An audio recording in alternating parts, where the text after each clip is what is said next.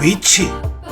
제주시 한경면 구산리, 벅찬 감동이 벼르고 도사리고 있는 노을 해안도로변에 위치하고 있다. 차차 설명을 할 것이지만 가치나 수준을 따지는 평가라는 것이 과연 그 기준이 마땅한가에 대하여 한 번쯤은 생각해 볼 수 있는 시간이 되었으면 좋겠다.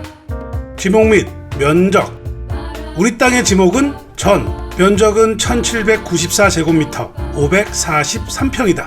500평이 거뜬히 넘는다는 것은 결코 만만히 봐서는 안 되는 면적이라는 거다. 우습게 봤다간 잘못된다. 농사 짓기 쉬운 면적이란 생각도 큰 오산이고 집 한 채 짓기에도 벅찰 거란 생각 또한 큰 오판이다. 543평 졸라 크다. 가격 정보. 이거 어디서 봤더라? 어디서 봤는데? 그래 맞아, 여기서 봤어. 니치맨이 예전에 포스팅했던 땅이다. 근데 왜 또? 그니까 요즘 상황이 그리 좋지 못하니 가격이 자꾸 변한다. 물론 꼭 토지 주인만 그래서가 아니라 니치맨도 자꾸 부추기기도 한다. 상황이 안 좋을 때는 좀 손해보고도 파는 거고, 상황이 좋으면 시세보다 좋게도 파는 거고, 그런 게 시장 경제고 그런 게 경제 시장이다. 어쨌든 우리 벅찬 감동이 있는 요 녀석도 드디어 살을 좀 빼서 세상 밖으로 다시 나왔다. 깊은 관심 좀 제발 가져주세요. 원래의 매매가는 평당 90만원이었다. 4억 8,870만원. 지금부터의 급매가는 평당 80만원인 4억 3,440만원. 평당 80만원 꼴이다. 정확하게 5,430만원이 내려온 것이다. 바다와 인접해 있고 풍경은 글쎄 지리고 해안도로변에 접해 있는 네모 반듯한 1000평 미만의 땅이 평당 80만원에 나와 있는 것을 본 적이 있는가? 봤어? 이걸 안 사? 무조건 사야지. 이번에도 지르자. 이럴 때일수록 우리가 지름신을 자꾸 강림시켜줘야 한다. 그래야 경제가 산다. 용도 지역 및 지구 그리고 구역. 우리 땅의 용도 지역은 생산 녹지 지역이다. 건폐율 20%, 용적률 60%, 3층 이하까지 건축이 가능하다. 해안도로에 접해 있는 땅치곤 보존 녹지 지역이 아니라 그나마 괜찮은 거다. 자연 녹지 지역이면 더할 나위 없겠지만 사실 해안도로에 접해 있는 자연 녹지 지역의 땅은 잘 없다. 잘 안 줘. 다른 법령등에 따른 지역지구 그리고 구역, 중로 3류에 접했댄다. 노을 해안로가 생긴 지 얼마 안 됐거든. 그 내용이야. 패스. 문화재 보호법에 따른 역사 문화 환경 보존 지역에 해당한다. 바로 옆엔 신석기 시대 형님 오빠들이 살던 선사 유적지가 있다. 그리고 지하수를 특별하게 관리 안 된다. 이건 패스. 접한 도로. 이미 여러 번 얘기했다. 그치? 그래도 또 듣자. 자꾸 들어도 이 도로는 끝장나게 좋다. 왕복 2차선 도로인 15m 폭의 노을 해안로에 접해 있다. 이 도로는 해안도로이고 도로에는 전면이 약 35m나 길게 잘 물려 계신다. 농지 취득 자격 증명의 여부 필요하다. 당연히 300평이 넘기에 주말 체험 용농도 아니 된다. 그러니 전입신고도 필요하다. 영농 생활을 영위할 목적의 농업 경영으로 발급을 받아야 한다. 당연히 취득한다면 농지원부도 만들 수 있고 등재도 가능하다. 어때? 도전? 만일 농사를 지을 능력이 없고 전입을 할 여력이 없다면 포기해? 예전 같았으면 그러라고 했을 텐데 그러지 말고 방법을 찾아보자. 농지 전용에 의한 농지 발급이 있잖아. 허가받으면 되잖아. 어때? 도전? 추천 용도. 우리 땅이 접해 있는 노을 해안로는 생긴 지 그리 오래되진 않았다. 그건 뭔 소리까? 상수도가 근처까지만 왔다가 거기서 멈춰있다. 아쉬운 놈이 먼저 땡겨야 한다. 황혼에서부터는 낙조의 경이로움을, 저물어가는 하루의 끝은 일몰의 풍경으로 마무리한다. 이런 집에 한 번쯤은 살아보고 싶지 않은가? 그게 그리 어렵지 않게 가능하다. 크기도 상관없고 인테리어도 상관없으며 외관도 중요하지 않다. 바로 여기 소중한 공간이면 충분하다. 밥은 먹고 살아야 될 것이니 소중한 공간 1층엔 일종 근린 생활시설만 살짝쿵 섞자. 입에 풀칠은 해야지. 괜찮아. 땅이 넓은데 뭐가 걱정인가? 돈이 문제지. 난 소중하니까 소중한 공간은 따로 두고 별도의 동엔 농어촌 민박이나 게스트하우스를 해보자. 이미 이름은 정해졌잖아. 황혼에서 일몰까지. 아니면 노을이 아름다우니까 나갔다 저녁 때만 오세요. 펜션 구려? 뭐든 관계없다. 땅이 이토록 넓은데 하고 싶은 거 해라. 돈이 문제지 뭐가 문제인가. 사실 돈이 문제면 다 문제 있는 거지. 이 금액이면 땅값빚을 내더라도 일단 땡겨야 된다. 어서들 지름신을 강림시켜야 경제가 산다. 투자용 부지로 최고.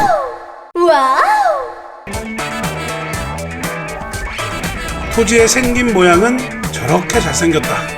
어디 하나 못한 곳이 없다. 뭘 닮았냐고 물어볼 수도 없다. 닮은 게 없으니 그냥 사각형밖에 생각이 안 난다. 그냥 사각형밖에 생각이 안 난다. 그지? 그냥 사각형밖에 생각이 안 난다. 그냥 빨리 가자. 벅찬 감동 속으로 출발. 황혼에서부터는 낙조의 경이로움을, 저물어가는 하루의 끝은 일몰의 풍경으로 마무리한다. 제주시 한경면 고산리, 이곳의 풍경은 내겐 너무나 벅차게 감동이다. 지는 해를 보며 하루를 반성하고 내일부터는 반성하지 않으리라 다짐한다. 이렇게 가을을 떠나보내기가 너무나 아쉽다. 아무것도 한 것이 없고 아무것도 누린 것이 없는데 말이다. 제주도 서쪽의 가장 끝자락, 지나치도록 서양을 바라볼 수밖에 없는 곳이다. 당연히 황혼 무렵부터 떨어지는 낙조, 그리고 일몰의 풍경을 스치기만 해도 볼 수 있는 흔한 곳이다. 많이 알려진 것 같지만 잘 알려지지 않아 저평가되어 있는 수월봉, 그리고 당산봉과 차기도, 그리고 그 옆엔 와도, 그리고 절벽 아래 숨겨진 엉알 해변의 숨은 비경, 벅차게 경이로운 경관과 풍경이 존재하는 곳인데 상대적으로 저평가되어 있는 것 같아 아쉬울 뿐이다. 여기 정말 죽인다. 스치기만 해도 절경을 볼 수 있으니 흔하다 생각하나? 그런 거 있잖아. 처음엔 고맙고 막 감사했다가 잦아들고 흔해지면 당연하다 생각하는 거. 당연히 지네가 누려야 할 권리라고 망각하는 거. 그런 건가? 얼마 전에 마침 신도리에 땅을 보러 가 있던 차에 아는 형님에게 전화가 왔다. 이 차 저 차에서 지금은 없어진 잠수함 타던 곳에 있다 하셔서 갔다. 고산리 작은 방파제라고 하면 알 건가? 여하튼 정말 오랜만에 이곳에 간 것이다. 도착해서 형님을 찾는데 방파제 옆 바다 쪽에 벽이 쫙 있거든. 거기에 형님이 누워있는 거야. 누워있는 형님을 보는데 순간 할 말을 잃었잖아. 형님은 안 보이고 연두색 바다가 쫙 펼쳐져 있는 게 왼쪽으로는 수월봉하고 차기도, 오른쪽으로는 와도하고 당산봉 직벽하고 포구가 보이는데 와, 너무 아름답더라. 감명을 받을 정도로 그날따라 정말 아름답다는 생각이 들더라고. 그리고 생각했지. 아, 여기가 제주도에서 1등이구나. 이렇게 가깝게 보는 풍경에선 최고인 곳이구나. 정말 아름다운 곳이다. 어디다 눈을 둬도 절경이 아닌 곳이 없네. 또 바람은 졸라 불고 근데 가슴은 벅차오르고 뭐 이런 생각을 했다는 거. 얘기를 해놓고 보니 별 내용은 아니다. 그치? 본론으로 가자. 노을 해안로에 접해 있다. 노을 해안로는 차기도 포구에서 시작해 대정읍 신도리에서 그 끝을 보는 해안도로이다. 그 이름도 지는 석양의 노을을 너무 흔하게 볼 수 있어 노을 해안로인가 보다. 이러니까 걸린 줄 안다니까. 여하튼 해질녘이 되면 서쪽 하늘은 온통 붉게 물들어간다. 좋아, 인정. 그것은 서쪽에 있는 자만이 느낄 수 있는 특권이자 권리이다. 인정해줄게. 야, 그렇게 좋으면 너가 가서 살지 그러냐.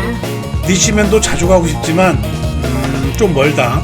여기서 더 깊이 파고들면 잘못된다. 파고들지 말자. 지난번 포스팅 때 설명을 한번 했지만 재탕한다. 제주 속 숨은 비경 31곳 중에 하나 엉알 해변. 우선 감동보단 이름 졸라 웃기다고 얘기했다. 깎아지는 절벽이 퇴적층으로 이루어졌다고 하고 그 밑에 있는 작은 해변을 말한다. 절벽에 짱 박혀 있어 숨은 비경이라고 생각하면 된다. 아름답기는 하거든. 여기서의 낙조가 가장 죽인단다.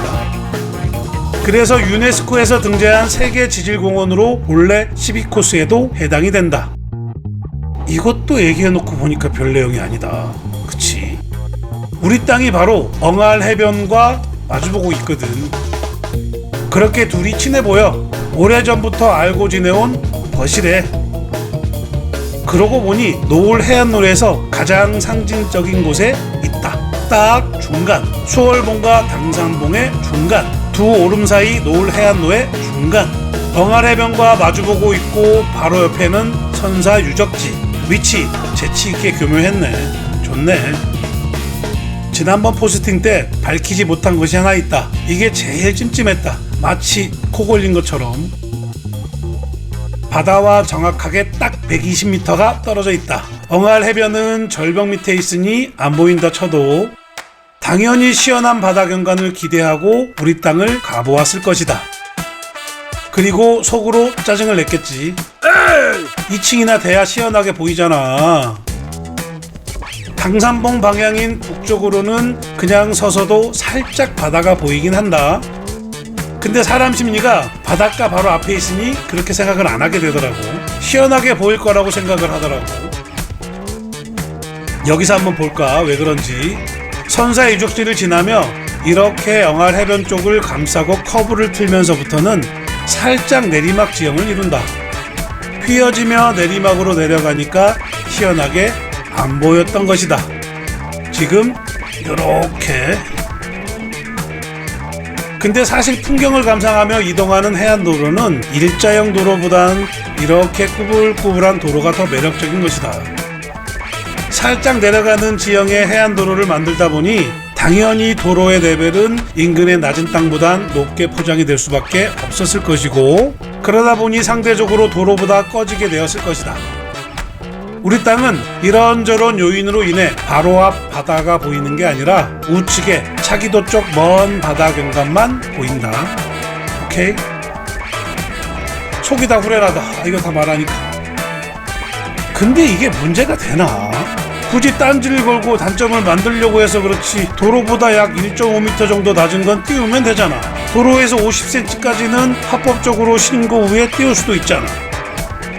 띄우면 보이지. 시원하게. 고민하지 말고 띄우자. 이토록 벅찬 감동이 있잖아. 띄우기만 해봐. 죽인다니까.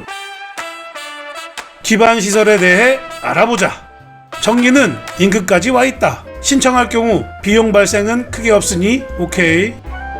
상수도는 처음에 잠깐 설명을 했듯이 인근까지는 아직 없다. 이곳에서부터 약 250m 정도를 끌어와야 한다. 도로구착 심의를 받아야 하고 비용은 미터당 약 6만원을 예상해야 한다.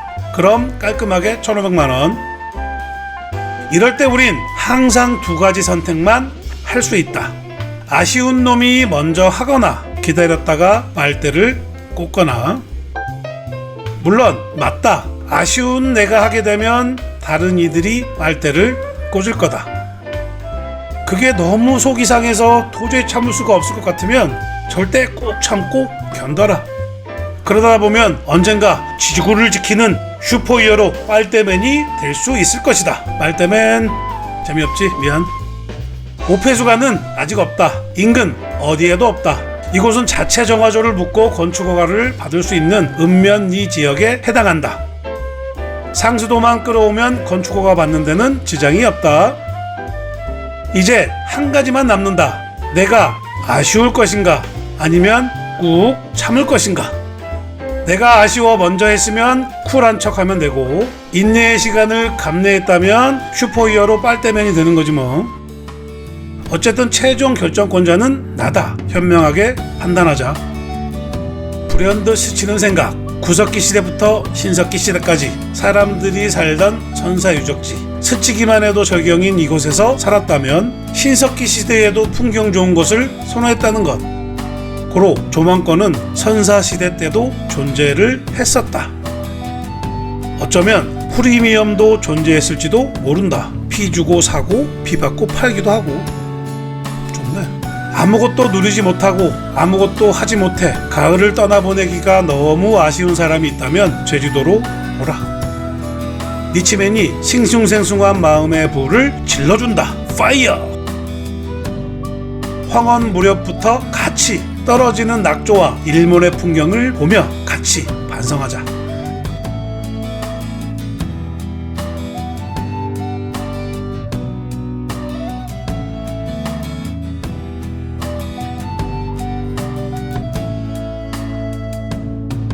예전엔 상수를 끓여오려면 따로 도로굴착 심의를 받지 않아도 되었다. 그냥 도로를 절삭해 수도관을 매설해 올 수 있었다. 도로굴착 심의는 오폐수가 아닌 하수도관만 해당이 되었다. 하지만 지금 그렇지 않다. 도로굴착 심의를 받아야 한다. 도로굴착 심의는 그나마 매달 있는 것도 아니다. 분기에 한 번씩밖에 없다. 혹시 상수도를 끌어와야 하는 사람이라면 분기에 한 번씩 있는 도로굴착 심의 기간에 대해 한 번쯤은 관심을 갖는 것도 좋을 듯하다.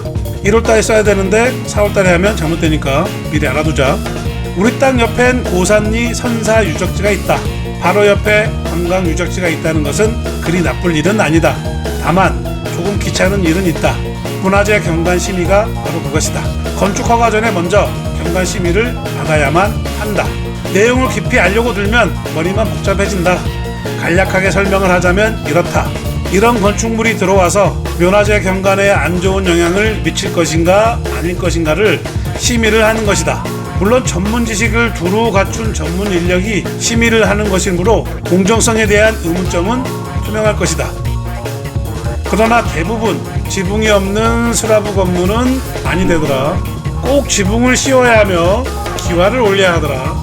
자세히 보면 고산리 선사 유적지의 메인 건물은 지붕이 없는 슬라브 건물이다. 또 자세히 인근을 보면 지붕이 없는 건물은 하나도 없다. 우리는 여기서 교훈을 하나 알 수 있다. 지네는 되고 우리는 늘 안 된다. 참 투명하다, 그치?